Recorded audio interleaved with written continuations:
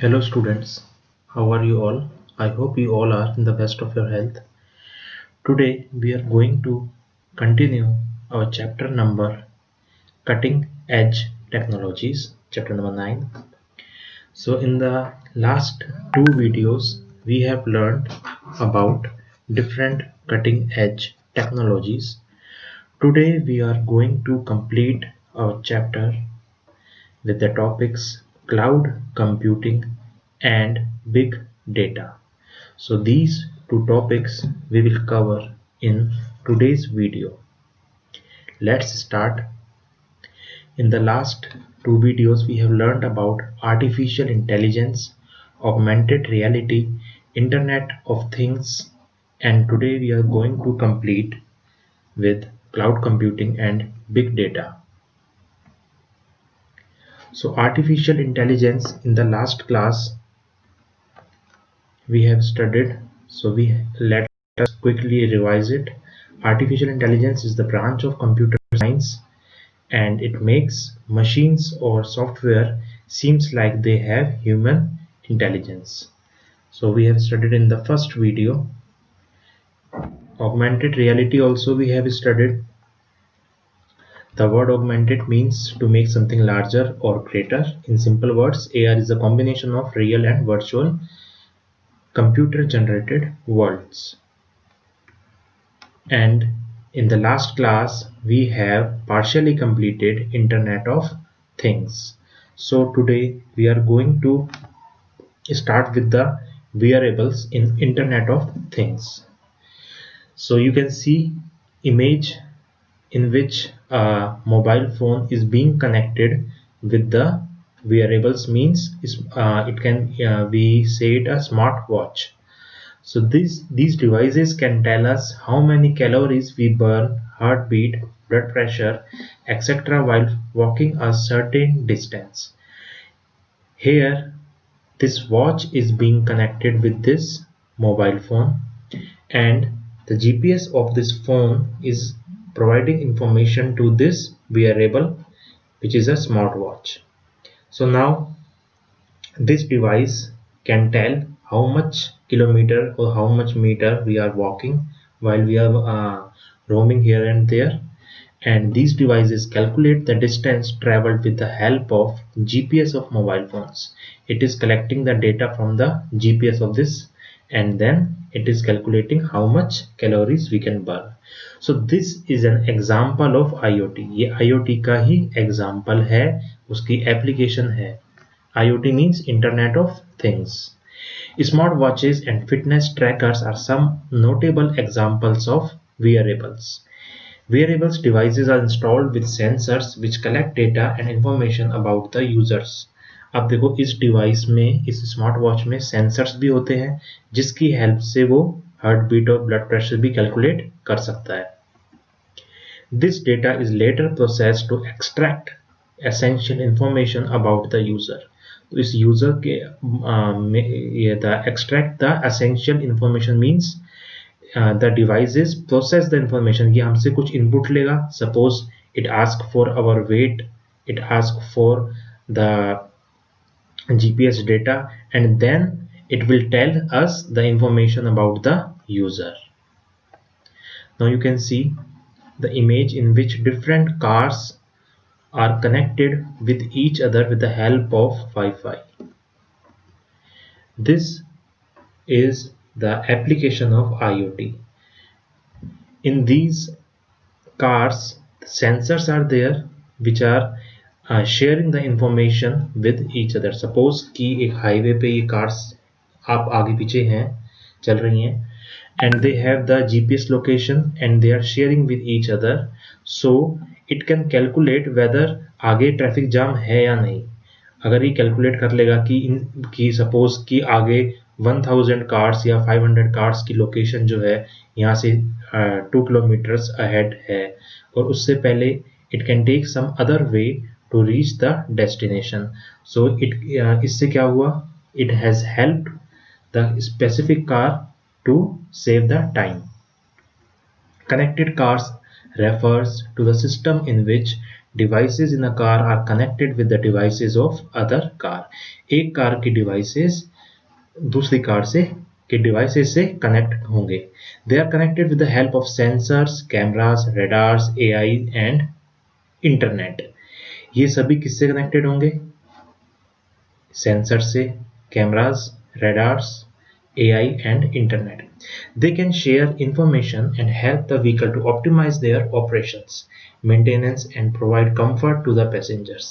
ये सब जो connected cars के sensors और ये सब information हैं, ये किसके लिए होंगी? For the comfort of the passenger के comfort के लिए. Companies like Tesla, BMW, Apple and Google are working on bringing in the next revolution of automobiles. जो companies हैं ये Tesla, BMW, these companies, Apple and Google, these companies are working on these connected cars. Now you can see next application, which is smart farming. You can see in your book also page number 142. Smart farming, you can see the image there also in your book. Smart farming refers to the use of IoT in farm. खेतों के अंदर अगर हम IoT का use में लेते हैं with for the benefit of the farmer, we are using the smart farming.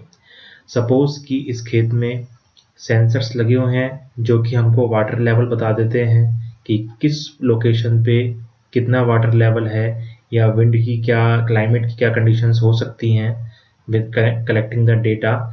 So it can collect the humidity also in the atmosphere.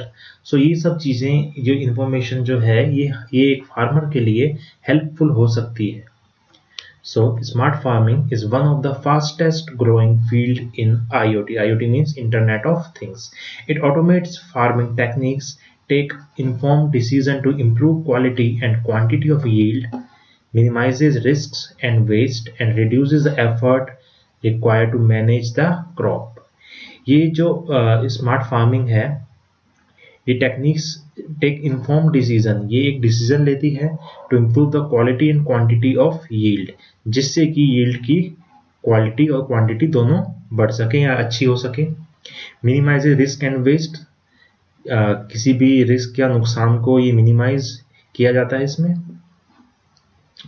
Monitoring soil for moisture and nutrients, controlling water usage and determining rainfall, humidity, etc. are some example uses of IoT. Internet of Things के uses क्या क्या हैं इसमें कि sensors लगे होंगे जो soil को देखेंगे उसमें मॉइस्चर कितना है, न्यूट्रिएंट्स कितने हैं, कंट्रोलिंग वाटर यूसेज, किसी खेत में पानी ज़्यादा तो नहीं पहुंच गया, and determining rainfall, humidity, rainfall कैसी होगी, ह्यूमिडिटी कैसी है एटमॉस्फेयर में, ये भी सेंसर से हमको मिल जाएगी. Now our next topic is cloud computing. अब देखो क्लाउड कंप्यूटिंग आपने शायद पहली बार सुना होगा. क्लाउड कंप्यूटिंग क्या है कि जो using the computing technique on the internet, means suppose कि I have a good internet connection, so I can use the different services on the internet. Suppose कि हमारे पास एक बहुत ही अच्छा इंटरनेट कनेक्शन है जो कि सभी के पास है आजकल, जिसमें MB की स्पीड आती है. That internet connection we can use from the internet to access the services and store our data also. Suppose 50 GB का डेटा है. पहले क्या होता था, इंटरनेट की स्पीड बहुत ही कम होती थी, तो हमको अपने कंप्यूटर में ही सभी काम करने पड़ते थे. अब क्योंकि इंटरनेट की स्पीड काफ़ी अच्छी हो गई है, तो we can do different things online also. Suppose एक हैवी सॉफ्टवेयर है जिसको पहले इंस्टॉल करने के लिए हमको पीसी में अलग अलग इक्विपमेंट्स का यूज़ में लेना पड़ता था, अलग अलग. सपोज कि हमको 2-3 पीसीज भी यूज़ में लेने पड़ते थे. लेकिन अब कंप्यूटर की स्पीड इतनी अच्छी हो गई है कि ऐसी बहुत सी कंपनीज हैं जो हमको उस सॉफ्टवेयर का हमसे इनपुट लेके हमको आउटपुट प्रोवाइड कर देंगी with the help of speed of internet. तो ये सब क्या कहलाएगा, क्लाउड कंप्यूटिंग. ये क्लाउड्स का मतलब ये नहीं है कि कुछ क्लाउड सा है. क्लाउड का मतलब कि the things are going on online, ये सब कुछ इंटरनेट से या ऑनलाइन हो रहा है. Cloud computing is the delivery of on-demand computing services from applications to storage and processing power, typically over the internet and on a pay-as-you-go basis. Pay-as-you-go basis means कि they will charge you for a service.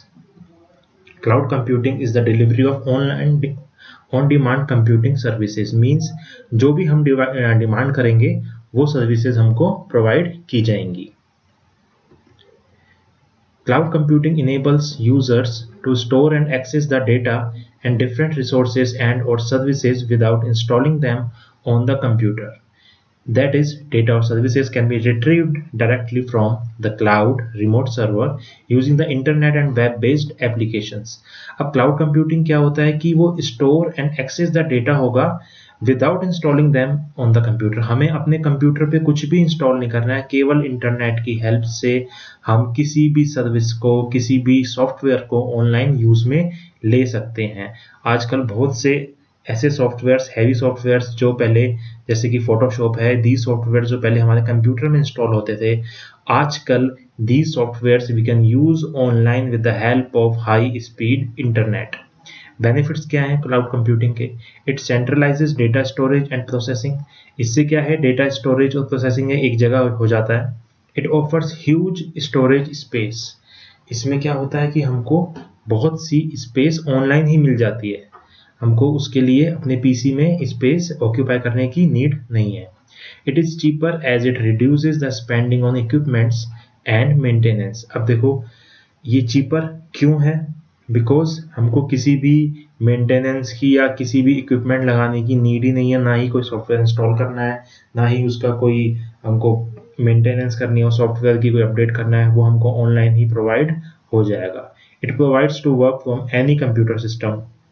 क्योंकि वो online है, we can use it from any computer system, from the computer system of our office also, from the computer system of our school also, from our computer system at our home also. It allows working with real time collaboration. जो सब काम है वो real time पे होंगे, ये नहीं कि अभी हमने इनपुट दिया तो हमको आउटपुट 2 या 3 दिन बाद मिलेगा. The things are done at real time. Cloud computing allows user to create, store, open and share data on cloud which can be accessed, viewed, edited or shared by anyone who has access rights. Cloud computing जो है ये हमको allow करेगा किसी भी data को create के लिए, स्टोर के लिए, ओपन के लिए, शेयर के लिए, जिससे कि हम इसको ऑनलाइन कर सकते हैं. So some of the most popular storage platforms are Google Drive, Dropbox and OneDrive. ये ऐसे प्लेटफॉर्म हैं जहाँ पे हमको स्पेस प्रोवाइड होता है. जैसे गूगल ड्राइव में हमको 15 GB तक का फ्री स्पेस प्रोवाइड होता है कि 15 GB डेटा को हम कभी भी स्टोर कर सकते हैं गूगल ड्राइव पे. और उससे ज़्यादा अगर हमको स्पेस चाहिए then we have to pay a monthly or yearly rent to Google. Next topic is big data and this is the last topic of your cutting edge technologies chapter number 9. So big data क्या है? आजकल सभी लोग बहुत सा data use में लेते हैं डेली. एक single person is using so much of data. तो जब सबकी पूरे वर्ल्ड की बात की जाए तो we are producing about 30 to 40 million TB of data, means terabyte of data every day, 30 to 40 million. So it is a very big amount. So it is very difficult to process this data. Suppose कि हमारे school का data है या हमारे किसी organisation का data है, bank का डेटा है, वो तो इतना होता है कि वो प्रोसेस हो सकता है छोटी उससे सॉफ्टवेयर से. बट पूरे वर्ल्ड में इतना data that we are producing every day that need to be processed by a specific softwares और big data analysis is required to calculate it. So big data refers to a massive amount of complex data, structured or unstructured, that keeps on growing with time. Big data एक ऐसा data है जो बहुत ही complex है, जिसमें structured और unstructured दोनों ही data है। देखो, स्ट्रक्चर डेटा होता है जो कि एक टेबल की फॉर्म में है या एक RDBMS की फॉर्म में है, जो कि हमको आसानी से हम उसको ले सकते हैं, मिल सकता है। अनस्ट्रक्चर्ड डेटा ऐसा होता है कि जो कोई वीडियोस की फॉर्म में या कोई इमेजेस या कोई सॉन्ग फाइल इनकी फॉर्म में डेटा है, that is unstructured, that keeps on growing with time. It cannot be processed using traditional application or tools. Big data जो है वो simple tool से यूज में नहीं ले सकते हैं। Big data analytics is emerging as a key to analyze IoT generated data from connected devices, which in turn help to take better decision. अब बिग डेटा एनालिटिक्स क्या है? इससे ये फ़ायदा होता है कि हम किसी डेटा के बारे में अगर हम एनालिसिस करेंगे, that analysis will give us information about a particular user, कि ये पर्टिकुलर यूज़र जो है इसको इसकी क्या लाइक्स हैं, क्या डिसलाइक्स हैं, उससे हमको बहुत चीज़ें पता लग जाती हैं। क्या इसकी ब्राउजिंग हिस्ट्री है इंटरनेट पे, क्या इसकी ऑनलाइन शॉपिंग में क्या लेता है ये, that thing will help us in improving our business. Big data companies intend to the immense amount of data in a highly secure manner. Big data companies हैं वो डेटा को intend to immense amount of data in a highly secure manner. ये बहुत जो heavy data होता है उसको एक बहुत ही हाईली सिक्योर मैनर में ट्रीट करती हैं कौन? Big data companies. So that's all about the big data and cloud computing in this video. You are provided with a PDF file that you have to do in your computer notebook. So till the next class, do take care of yourself. Thanks.